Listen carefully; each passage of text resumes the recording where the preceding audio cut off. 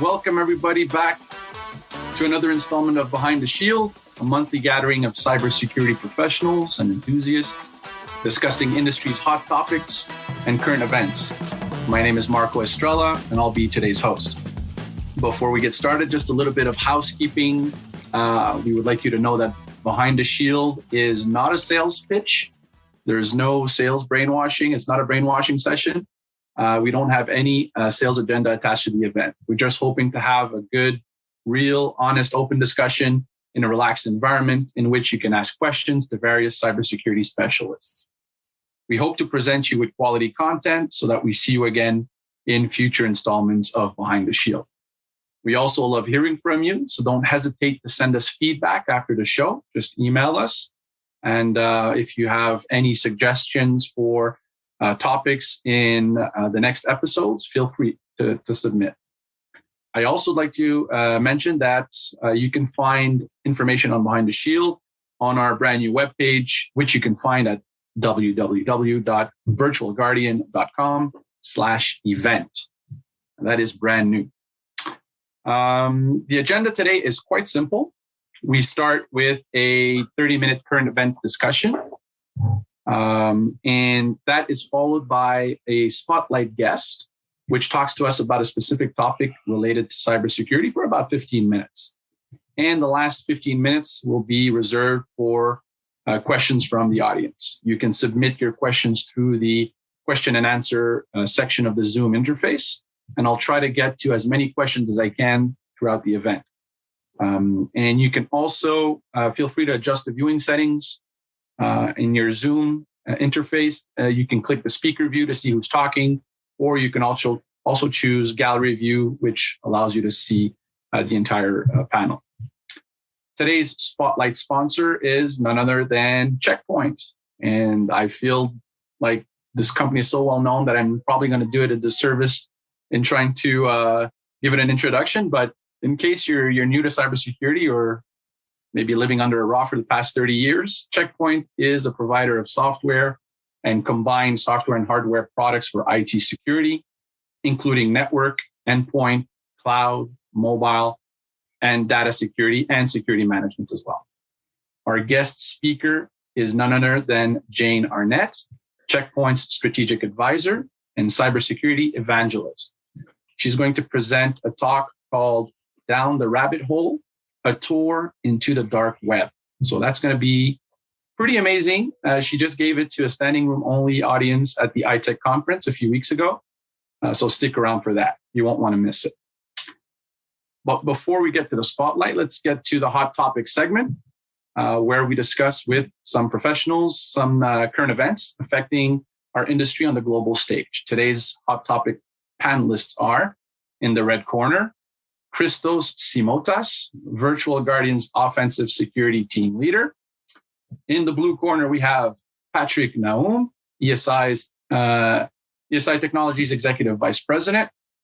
And because with these two, you never know, things can get out of hand pretty quick. I'm glad to have Naviologic's CEO and co-founder, Bill Strube. Bill has been in cybersecurity since 1998, working for companies like Qualys and Accuvant, today called Optiv, which he also co-founded. And last but not least, adding a lot of quality and class to our panel today, our spotlight speaker, Jane Arnett, will be joining the panel to help me keep things civil. All right, enough talking. Let me turn this over to our panelists. And our first hot topic today, we've seen, panel, that there was a lot of cybersecurity activity in the past month. We saw that RSA took place. Lockbit put a strong challenge on Mandiant. India's SpiceJet Airlines suffered a heavy ransomware attack.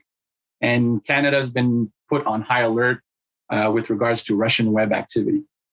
But I wanted to start with a recent Wired magazine article. It was on June 12th, observing that Costa Rica has come under an important ransomware attack, allegedly from the Conti gang. Essential services are down, hospitals can't access patient data, teachers are going unpaid, and so on. And apparently they're not the only country under attack. Bill, I'll start with you. You've looked a little bit into this article, into this situation. Can you tell us a little bit more about it, please? Yeah, absolutely. So to your point, it's not just Costa Rica, but Costa Rica was certainly the spotlight for the Wired article. But at the United Nations General Assembly, Costa Rica, Peru, Mexico, Ecuador, Brazil, Argentina, and others all came out in support of Ukraine over Russia. And as a result, Latin America, almost as a whole, the folks that came out supporting Ukraine had become under attack, as you mentioned, by Conti, Hive, as well as other ransomware. But looking at Costa Rica specifically, they have definitely felt the pain more so than others. In fact, essentially the entire government's come under attack and declared attack with the from Conti anyway, the desire to actually take over the country via cyber warfare. So it's been pretty tough going for Costa Rica over the last 2 months. As you mentioned, they've crippled the Ministry of Finance. So import exports have been halted. They've hit the healthcare organizations, which is the Social Security Fund. So healthcare has been halted to the point where people literally for a while didn't know where their kids were, if they were getting treatment, and so on. So as a result of that, Costa Rica's had to declare essentially a national emergency based on the attacks that they're seeing. That said, Spain, the United States, as well as other countries have helped out as much as they possibly can to provide additional support to the Latin American countries, find, stop, and prevent future exploits, but they're still ongoing today. But most notable was indeed Costa Rica. They're feeling it hard. A little bit more about Conti, though. Conti's a little bit interesting. They've been known for hitting other healthcare organizations for a long time with ransomware. I think that Krebs covered this as well. Conti faced a bit of a problem because they for lack of a better word, they created their own problem by saying that that they're behind Russia, that they support Russia against Ukraine. And based on that, they're sanctioned. So any ransomware paid out to Conti essentially could come under sanctions and was a bit of a concern. So Krebs on Security actually showed how Conti rebranded and became Hive, which a lot of the country leaders now moved over to Hive. And so talk about changing tactics and making sure that you can kind of stay in business as an attacker is interesting. And then it comes into the question of why are the Latin American countries under attack? And I think it's because they've been basically a target of opportunity. I think first and foremost, I think they have some systems that are outdated, unsupported operating systems or unpatched systems. And then if you look at IEEE, they also talk about the lack of coordinated defenses. They don't have cyber emergency response teams. CSIRTs or cyber incident response teams are near non-existent. There's a lack of understanding of doing business on the internet, lack of social awareness. And there's a disconnect between public-private sectors as well. So you wrap this all together and you look at what does it mean in today's geopolitical world of expressing support for Ukraine over Russia in this example, and what the impacts could potentially be. It's something that we haven't seen before on a large scale attack from ransomware or other cyber criminals. And then I'm hoping Jane can provide some additional insight into this as well. But the tactics most commonly used in these attacks were compromised credentials, cookie harvesting, and basically making all this information available on the dark web to other friendlies for additional attacks. So that's kind of the story at a high level. There's a lot of details in that Wired article or Krebs on Security, but that's as far as changing names goes. I mean, I think it was Revel Group, depending on how you say it, went down for a little while and then came back and even kept their own name. But changing names, I guess, it doesn't really mean that the operation is stopped, right? That's correct. Absolutely. Yeah. Patrick, it seems that ransomware is still on everybody's lips. You just heard Bill on that topic. What can you add to this? Speaking to ransomware. Well, what comes to mind is this just a dry run for what awaits us? Are they attacking the weakest links in order to prepare and see how we react, but also those countries react and learn from that to further their attacks in other countries? So, Jane, what are your thoughts on what are you seeing? Yeah, it's absolutely, I think, a really, really unique thing that has happened here with the government saying even, the war, this guy saying that, 2 people have taken down this entire country. One of the people claiming to have done this is named Unk1756. And he said that he and his affiliate, of course, used Conti, which is like a ransomware as a service provider, to do all these attacks. And they came out with, a $20 million ransom note, and then they reduced it, and then they increased it. And at the end of the day, the payout, the cost is in the hundreds of billions of dollars. There were no backups in the beginning. Everything was just straight up down. People not getting surgeries. I think the big thing in this is that the individuals, the people inside the country are really being hit and hurt by this thing that's totally kind of out of their control. And it's a great, horrible example of how those nation state attacks that mom and pop think are never really going to affect them is drastically affecting them. And this Unk1756 guy has, as he said, this is the beginning. This is my demo version. I'm here to roll this out everywhere. Wow. Yeah, I remember one of the statements being, we are determined to overthrow the government by means of cyber attack, and we have already shown you the strength and power. I mean, that pretty much says a lot about what they're capable of doing versus what they've shown, what they're able to do. So, and they're calling for the people to go into the streets as well, which I think is another unique. Right. Yeah. The article does mention that, which is something uncharacteristic of Conti, apparently, but that they're calling to overthrow the government. So now you're having some hacktivism in there, and it's going pretty far. Yeah. All right.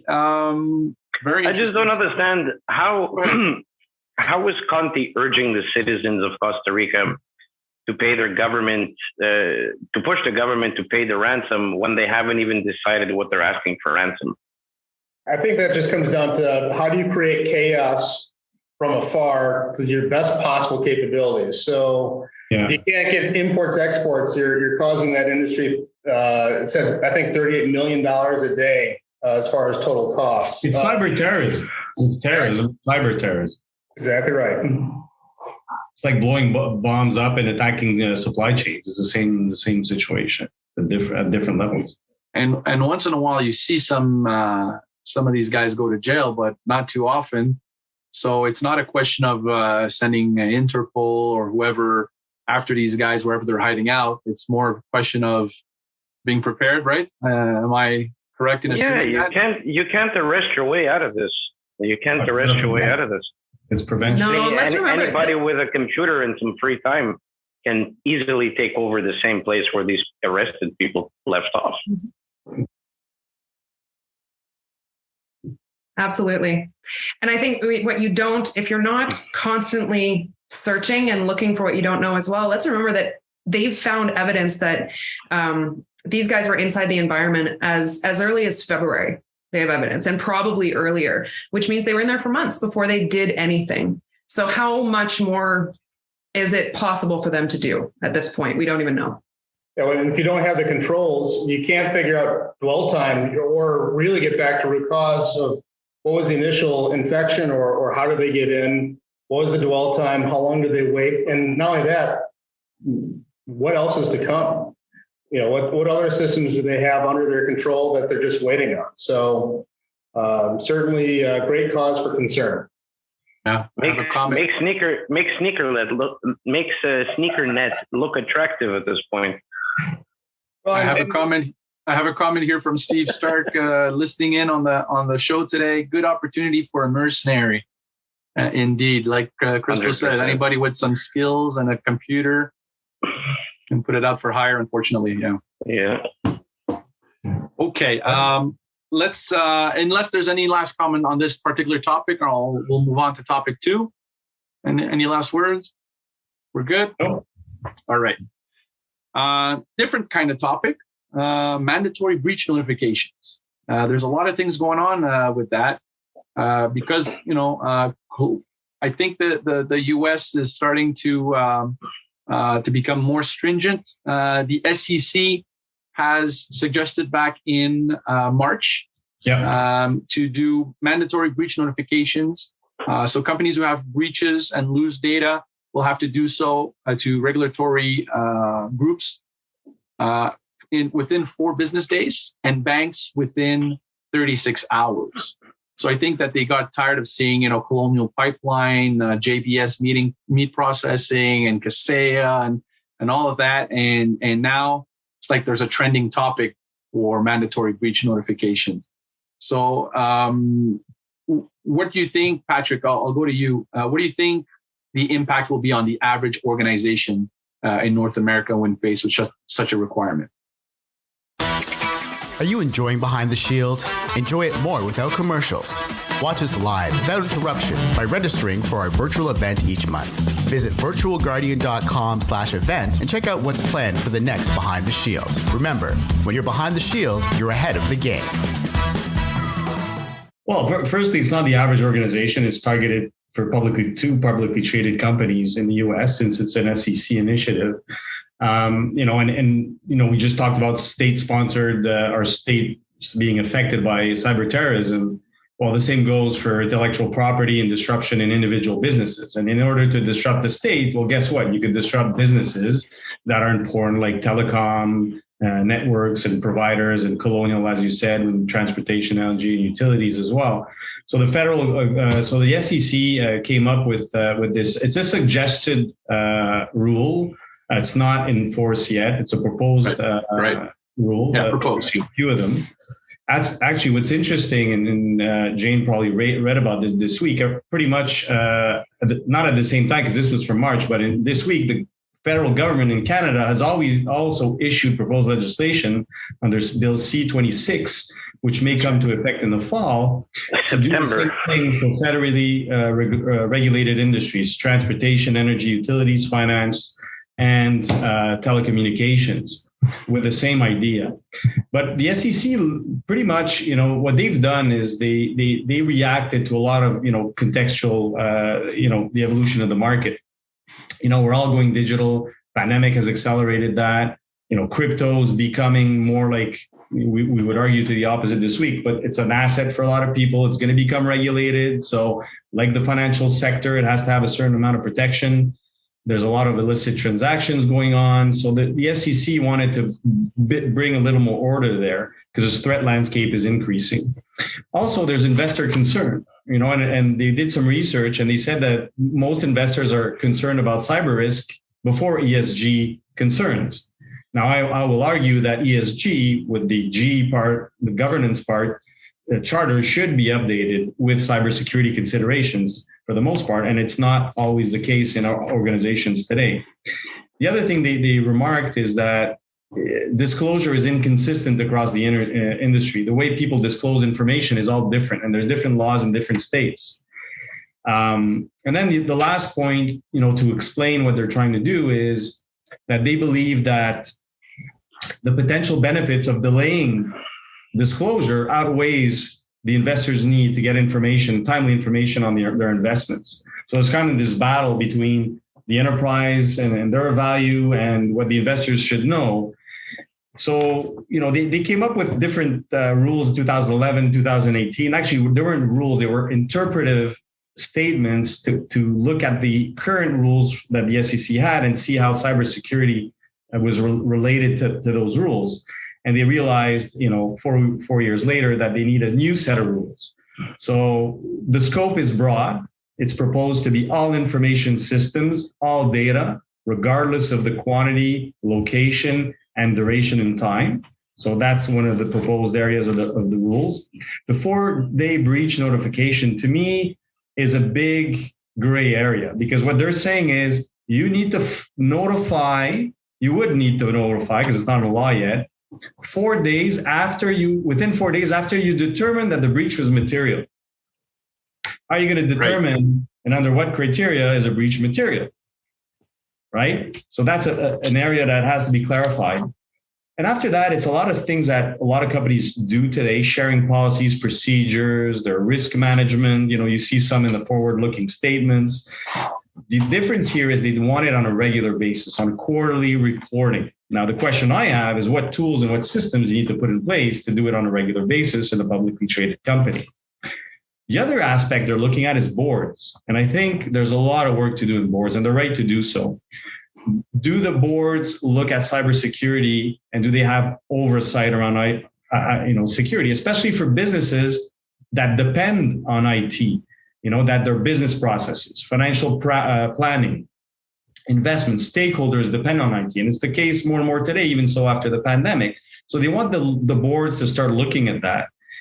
Who's responsible for security? What's the org chart? What's the position of the CISO in there, right? So there's a little more oversight that's going to be asked there. There's actually another gray area for me is that they're saying we also want to know, we want to know who on the board knows about cybersecurity.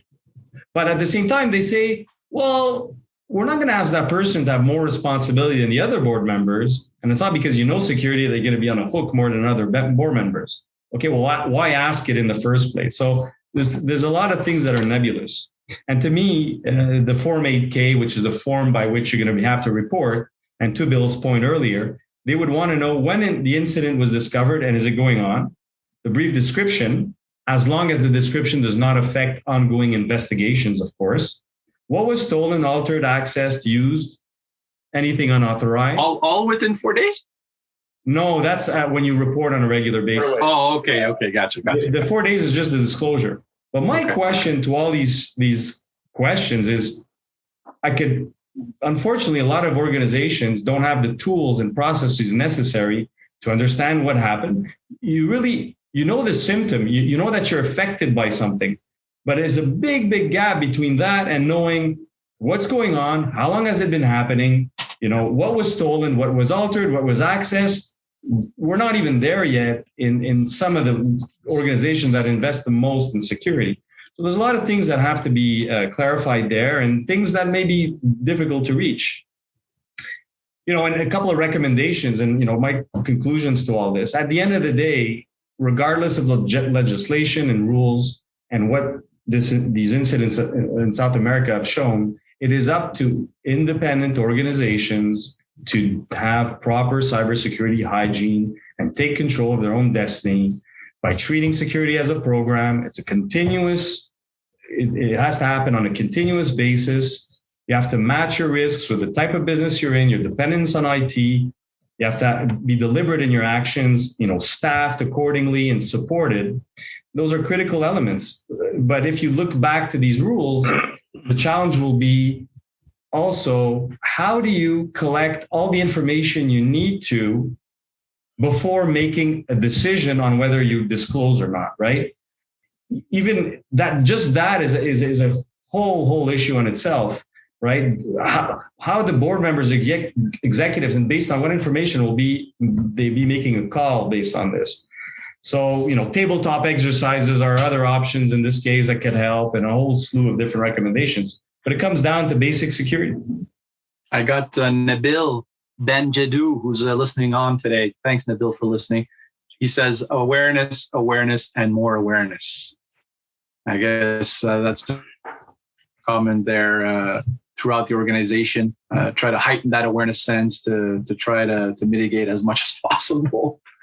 He's thinking maybe up. Go ahead, Bill. Yeah, I was just thinking, you mentioned one thing that I completely agree with, which is, what does material mean? Is it number of records? Is it the impact financially to the organization? Is it, how do we want to get into the conversation of what's a material versus a non-material breach? The other thought I had is that 4-day reporting timeline. Being involved in some incident response teams, I should say, the organization often doesn't know. They might know they've been breached, but to figure out how many records have actually been compromised, what's the size, the number of accounts, to try to get that within a 4-day timeline. Most organizations are still working through defining what's happened and determining how they're going to respond. And the idea of saying, all right, within 4 days after a breach has been identified, now we're going to respond and give a report. You're really going to disrupt the flow of making sure that you can respond appropriately rather than doing what others have done, which is constant drips of information. At first, we thought it was this big. Oh, it's gotten a little bigger. It's gotten really big. If you want to avoid that scenario, that's going to have to actually be looked at as well. So it's still open for comments. I mean, it's out there and it's going to change forms by the time the fall hits. But if you look at what Canada and the US are doing, it's going in that direction. Yeah, it's trending. It's trending towards that. Kind of like GDPR for cybersecurity, because one place that everyone interacts with is doing it. Everybody is going to be pulled along with it. Yeah. I can't agree more on the, what's material, what's not material in the 4-day turnaround. I think prevention first and visibility becomes even more critical moving forward. I don't like the articulation of it, but I think I like where they're going with identifying a board member who has some cybersecurity knowledge. Again, I don't necessarily like the articulation of it, but how many times a CIO goes into the board to explain why we need to do this, and it just isn't understood. And I think it's more and more important that there is someone on the board who at least can understand the importance of some of the things that need to move forward. And I also think that it becomes really important that we're not doing surgery on ourselves, that we're not representing ourselves in a court of law. There are a lot of organizations out there, especially SMBs, et cetera, who don't know what to do and are trying to do cybersecurity on a budget. And, XYZ platform says they have embedded security that I can just consume really easy, and they say I'm covered. But, we all know that's not the case. So I think humbling to get the budget to go and hire someone who can give you really actually excellent advice, just like you would do on anything else in your life from a professional that's this serious.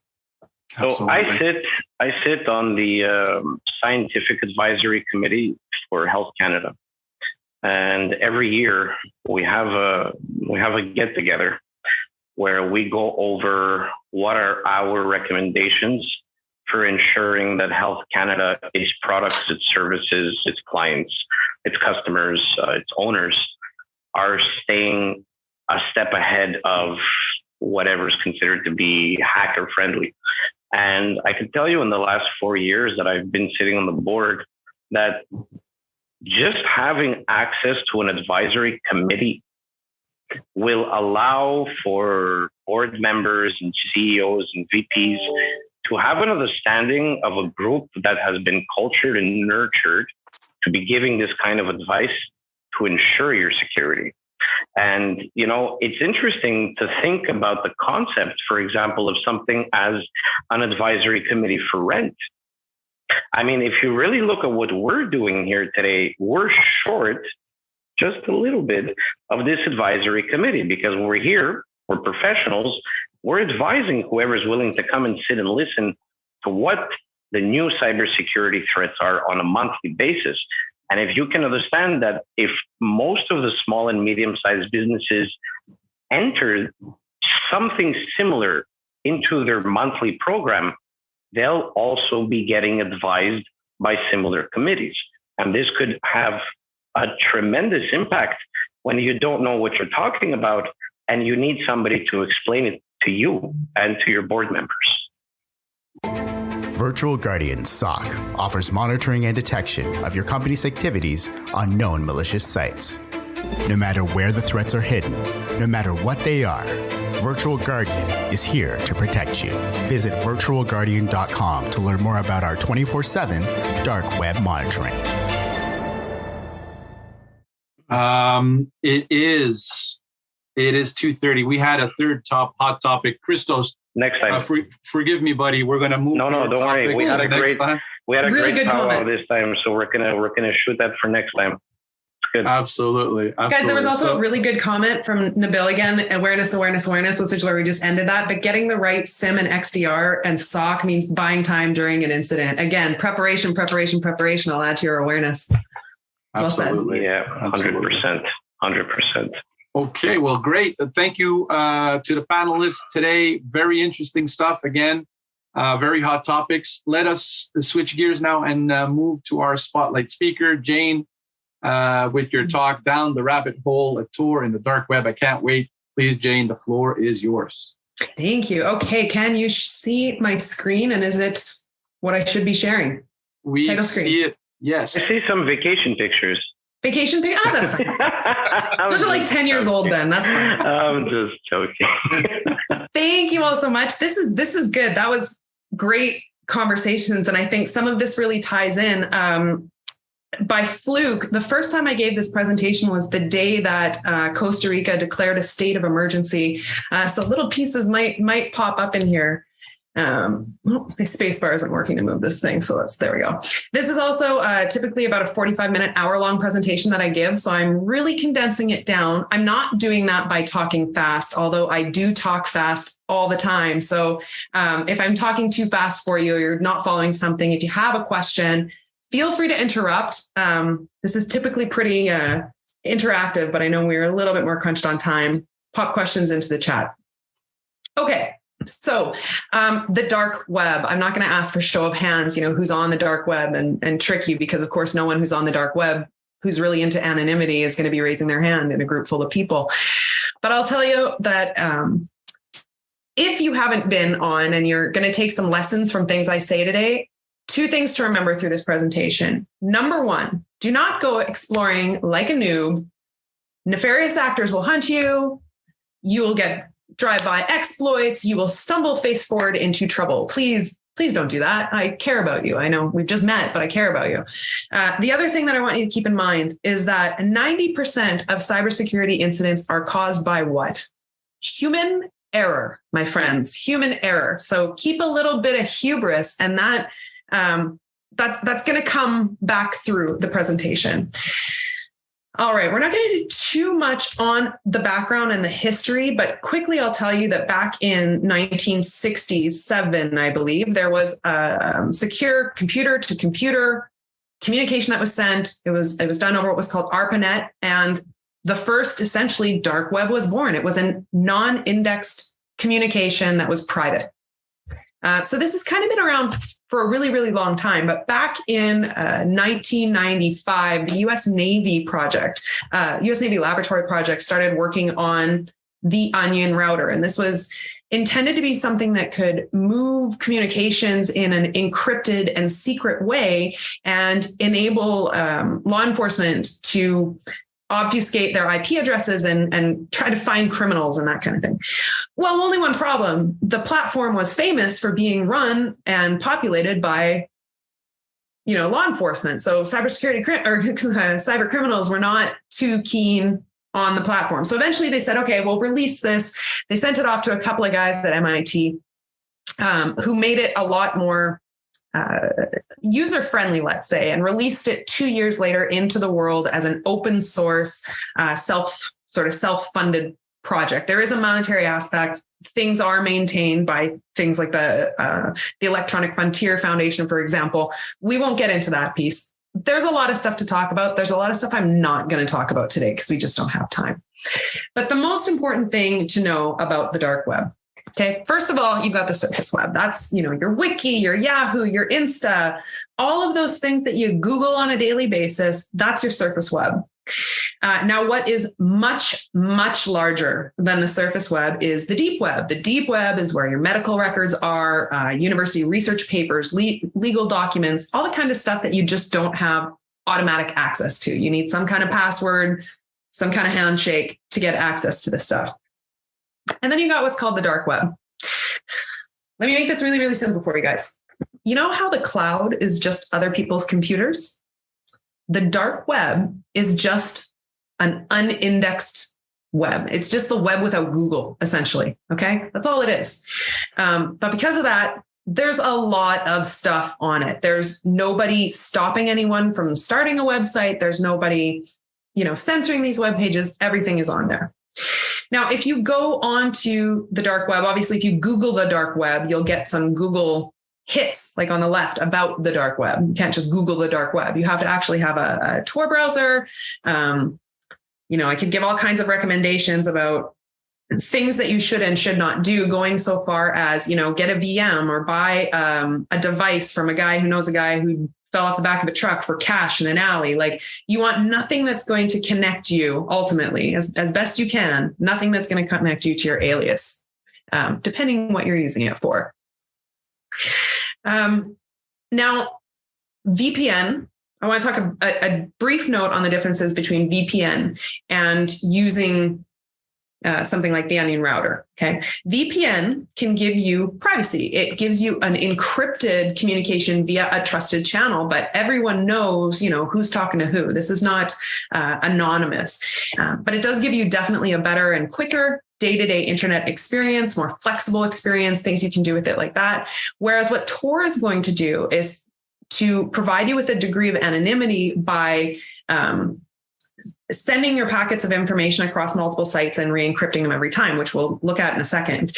It can also, it's at the cost of your day-to-day operations. This is another theme that people who really want to do something, will deal with a 2-second delay or a 2-minute delay, or you'll hear about some interesting things they'll put up with later because they really want to do it. They're motivated.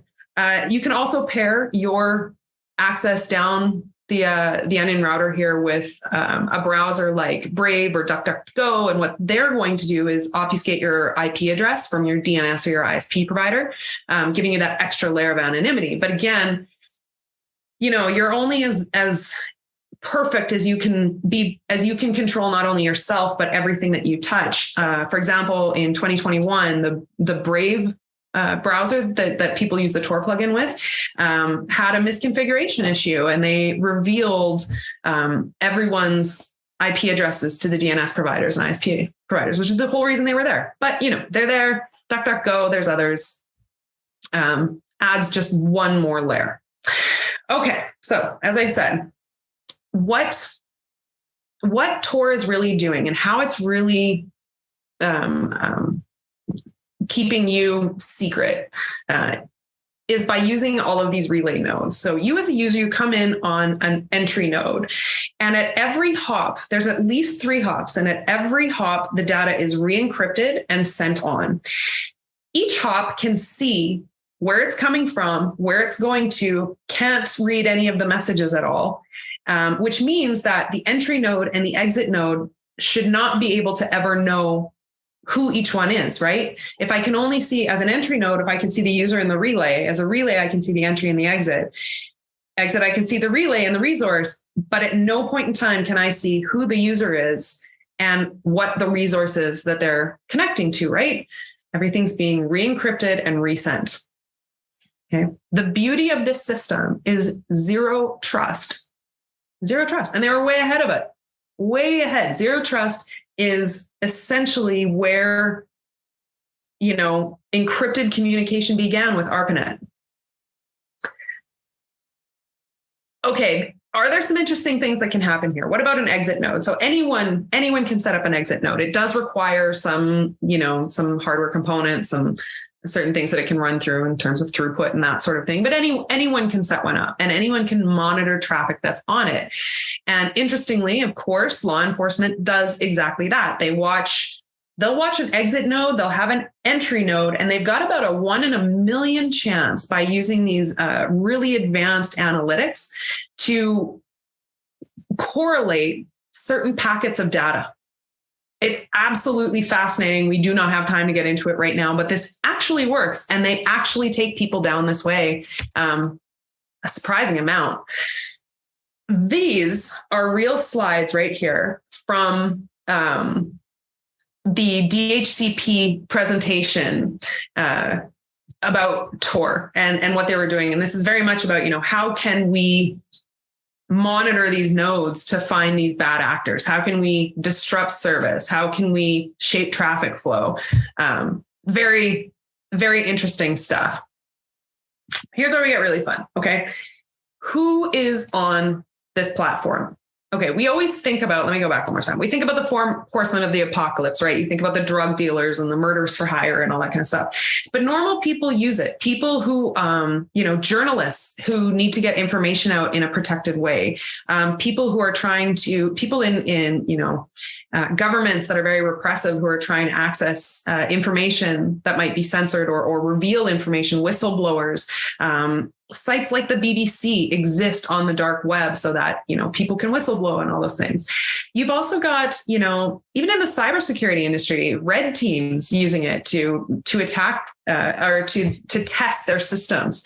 There's all kinds of people who are on it.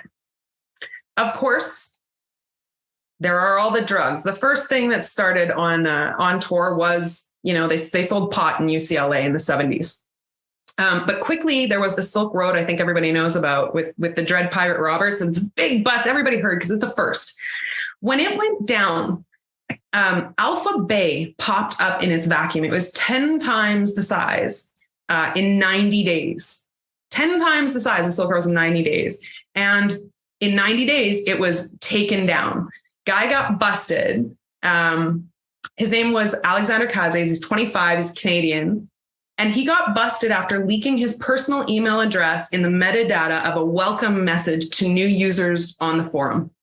That's it. Since then, the CTO has returned to launch Alpha Bay 2.0. I find this fascinating. He said, and I know we're probably getting close on time, so raise your hand if I'm getting super close. No, you are good. You're still good. I'll give you a 2-minute warning, so keep going. Okay, perfect. Okay, this guy, the CTO, his name is DeSnake. This might be my favorite dark web story these days. He said, he did this Wired interview a little while ago, and he, they proved that it was him. They don't know who he is, but they proved it was him. He said, I had given Cazes many holy grails of anonymity, but he chose to only use certain things while he branded other methods and ways as overkill.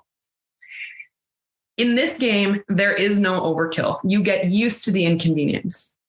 So this guy is famous. He says that he runs his entire network on an amnesiac operating system. He has a kill switch, essentially a USB kill switch designed to wipe everything. If he goes to the bathroom in his own home, he logs out and shuts down everything. Because remember, his partner there, did I mention that when they came in to bust him, he was open and logged in as the administrator? He's not getting away from this. He later died in jail. That's a whole nother thing. But he says to avoid, he shuts it down entirely. I would say that this is the biggest inconvenience. You make sacrifices, but you get used to it and it becomes second nature. So as he's come back and relaunched this new site, immediately he gets all of the old people because he's got the reputation. It's very user-friendly. You can see here, right? Buy now, very easy. There's customer reviews and all that kind of things. But he has made this platform. Not only does it have this sort of auto shop and auto dispatch listings and featured listings, sticky listings, scam watch, that kind of stuff. It also protects. Well, first of all, he only accepts Monero, which basically doesn't keep a ledger. It's not quite like Bitcoin. But apart from that, he also has what he calls Alpha Guard, which protects the wallets and the buyers. So if there's any open transactions or transactions in escrows and they get busted, it will allow them to automatically complete and finish anything. So nothing gets seized by the police mid-transaction. There's also an automatic dispute resolver. There's distrust system, auto buyings by default. There's all this kind of stuff. He did say that he had prohibited just in 2021, toward the end of 2021, newly prohibited items include COVID vaccines, firearms, fentanyl, pornography, hitman services, bans on discussing information about governments, organizations with people of Russia, Belarus, Kazakhstan, or Armenia. So who knows? But he's really locking it down. His next project is actually kind of to launch a new, almost like Tor 2.0. It's going to be really interesting to watch what he does. Did you know that Navalogic became a virtual guardian company in 2022? Based in St. Paul, Minnesota, Navalogic's dedicated team of experienced, certified professionals provide deep knowledge and expertise in cybersecurity and risk management to organizations looking to gain confidence and demonstrate resilience in their cybersecurity auditing and compliance processes. Learn more at navalogic.com. Just before you skip to the next subject, for those of you that don't know, the founder behind this is from Trois-Rivières in Quebec, the owner of the Alphabet. Not just Canadian, Quebecian. Quebecois. Yeah, he's from Trois-Rivières. Yeah, he's the original Alphabet owner was Alexander Cazes from Trois-Rivières. Yeah. You would know Christos, right? You would know. Oh yeah, I would. He's been. I should watch what I say. He's been to a barbecue at his house. Quite. Okay. So besides Cazes, who's now gone, and the snake, what else is on there? Everything else. So all the normal sites, they've got their version that you saw there. You can buy gift cards online. Some are scams, some aren't, whatever you want. You can apparently buy guns. I had a video, we're not going to see it, but in Israel, where they actually ordered one of these and got it and unboxed it. You can get a Czech ID card for 500 euros, or hey, a USA citizenship you can pay the first 20% of for $1,000. Great. You can get, do you guys remember these? This is all over YouTube a couple years ago. The mystery boxes, terrifying. If you would like to have a few nightmares, go ahead and Google that. Oh, God. Oldie but a goodie. Hey, Christos? Oh, yeah. There's some feet that showed up at some few people's houses. Okay, we've got, what else? Customer reviews. So we talked about this and how, the snake was able to pop up and just say, no, I'm me and I'm launching this, right? And they were able to confirm who they were. Well, imagine in a world where all of the customer reviews on Amazon are actually real. There's no bot reviews. That's what this does. These are all real reviews. Fantastic. No hustle. Someone was very disappointed. I like this one. Product review, it was great. 10 out of 10. You could have shipped it a little faster, maybe talked a little nicer. It's a good one. Terrorist groups, you can find lots of terrorist groups, all kinds of terrorist groups. And hacking as a service, right? Hacking as a service. So this would be like Conti. Conti is hacking as a service. So what I could do is come to them and say, hey, I want to do this hack. I want to do this thing. I want to take down this nation state. And they're going to charge me 20, 30%, whatever, as a fee, just off the top for the use of my platform to do all of it. And you can hire guys who will help you do it as well. So you end up with, like in the Costa Rica thing, you have two guys who just, as he actually said in one of the things I wrote, two guys who destroyed Costa Rica. They were using an access broker. It was, the chatter was online. It was found ahead of time. And that's how they're deploying it. You don't even have to have the skills really anymore. But again, I'm going to suggest that it might not be the best way to go. Number one, who are some of these people? So this guy, remember I said human error? This is the guy who was the founder of the #1 child exploitation site on the dark web. He was caught. His name is Marquez. He was caught using Firefox with a Tor browser, and he was phished. That's it. Law enforcement enticed him to click on something, go to a different web page. They got all his information. Off he goes, toodaloo. So guys, it's not just us. It's not just the good guys that get phished. It is true. Everyone, phishing comes for everyone. I know some of this might be sounding like a really good idea to go out there and become a criminal mastermind at this point. I've made it sound pretty easy. I've made it sound pretty simple to get away with it. No, it's not. And it's also not really a lot of fun. It is not really just one dude sitting in his hoodie in the basement. If you're thinking that this is my way out of my daily grind, 9 to 5, get out of this little office thing, I'm going to be free. Sorry, guys. These are large organizations with actual structure. They're let's look at an example. Right past this. I'm going to give you your 2 minutes warning, Jen. Yes. All right. For example, these are the 3 guys who were involved in the Zeus banking Trojan. So what that was, they launched DDoS attacks on bank platforms, right? And then during this time, they saw that the time to approve transactions, it was easier to get transactions approved. So this is what they did. It wasn't just these 3 guys. In order to do this, in order to execute it, they needed client side, server guys, research guys, R&D, DevOps, financial operations for the deposits, and actually to handle and move the money. What we're talking about is just another corporation. Yep. So I encourage you, instead of, maybe getting 3 months, 90 days of making lots of money and being really famous and then, getting killed in prison in Thailand, maybe don't. Maybe put on that white hat, join the side that is, needs more good people, pays really well, and you get a really good feeling at the end of the day. If you do go on, safe travels, do all these things. Don't full screen your browser because they'll scrape information. There's all kinds of stuff. And most importantly, know why you're there, stay on track. And if you've never been there before, take a tour guide. Thank you so much. Amazing. Thank Jane. you very much, Jane. Wow, that was great. Excellent stuff. Amazing. I mean, thanks for sharing that. The dark web is just, for me anyway, it's like a nightmare place. I don't want to go there. I'm not interested in going there. But thanks for the insight, the little peek in what's in the nightmare, basically. Couple of questions that came in. Here's one. How concerned should organizations be about finding their name or information on the dark web? Oh, good question.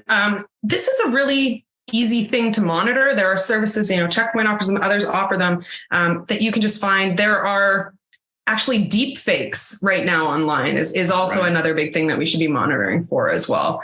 I'd be monitoring. Yeah. If a politician deep fake sends out a message to the nation, that could be something really scary right there. Exactly. And what about the recent crash of cryptocurrency? Is that affecting the ransomware at all, or what's going on? Are Bitcoin still the go-to currency for ransom payment? I think they're just going to adjust for the price of inflation. And unless you think that ransomware isn't going anywhere, I don't think cryptocurrency is going anywhere. I think, the cryptocurrencies like Monero that don't keep a ledger. So you can't just, like with Bitcoin, you transfer wallet to wallet to wallet. They just follow you. Unless you've used something like a Bitcoin mixer where someone's taking little pieces of Bitcoin from like 100 different people and then using that to kind of do the micro distribution services. Yeah. Usually across 100,000 wallets. Yep. Or like they used to do back in the day. I don't know if they still do. Yeah. Bitcoin Tumbler, or going when they actually used to like meet in a dark alley somewhere and pay cash for a USB that would not in any way be attached to your name. Or Monero, or dark wallet is a new one. There's all kinds of new ones coming out all the time. But yeah. I think you'll stick. Okay. Wow. That was great. Thank you very much. We're coming up on the hour. I'm just going to ask if anybody listening in the show has any last questions for any of the panelists, feel free to put it in the chat right now. Why don't we do a poll on the people that thought they were going to be operating in the dark web before the call, if they're going to still do it after the call?